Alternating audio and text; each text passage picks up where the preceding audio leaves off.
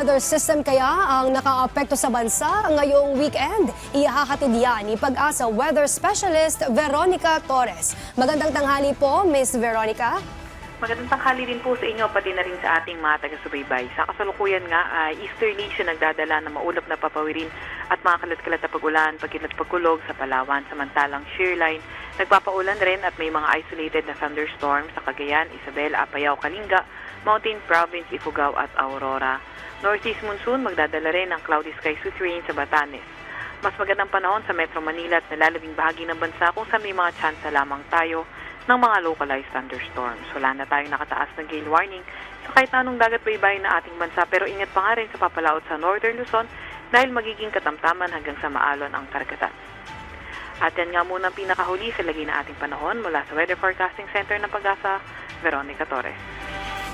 Maraming salamat Pag-asa Weather Specialist Veronica Torres.